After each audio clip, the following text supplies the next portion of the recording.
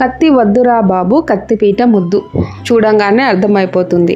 కత్తితో కట్ చేసి దానికి మళ్ళీ ఒక చాపర్ బోర్డు తీసుకొని దాన్ని వాష్ చేసి కట్ చేసి నిలబడి ఒక చేత్తోనే కట్ చేసి చేతుల నొప్పులు కాళ్ళ నొప్పులు తెచ్చుకునే కంటే ఇలా ప్రశాంతంగా కూర్చొని మంచిగా చేతిలో క్యాబేజీ పెట్టుకొని కత్తిపీట పెట్టి ప్రశాంతంగా కట్ చేస్తూ ఉంటే ఎంత సుఖంగా ఉంటుందో, హ్యాపీగా ఉంటుంది అనమాట.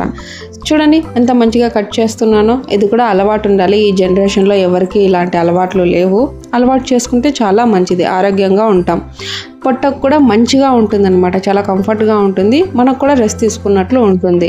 నెక్స్ట్ వచ్చేసి క్యాబేజీ ఎవరు తినకూడదు.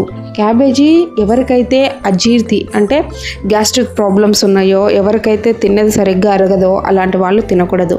ఒకవేళ మోషన్స్ ఎక్కువగా ఉన్న వాళ్ళు కూడా తినకూడదు. అండ్ నెక్స్ట్ వచ్చేసి క్యాన్సర్కి ట్రీట్మెంట్ తీసుకునే వాళ్ళు, గుండె జబ్బు ఉన్న వాళ్ళు కూడా వీటికి దూరంగా ఉంటే చాలా మంచిది.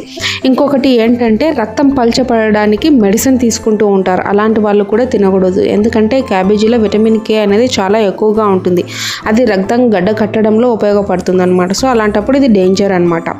సో నెక్స్ట్ ఇంకొకటి ఏంటి అంటే హైపోథైరాయిడ్ అంట. థైరాయిడ్ ఉన్న వాళ్ళు కూడా ఈ క్యాబేజీ తింటే చాలా డేంజర్ అని చెప్తున్నారు.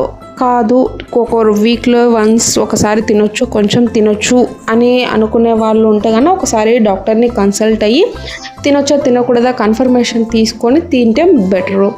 అండ్ ఈ కత్తిపీటతో చేస్తూ ఉంటే చేతుల నొప్పులు ఉండవు, కాళ్ళ నొప్పులు ఉండవు, టమ్మీ కూడా టైట్నెస్ వస్తుంది. మనం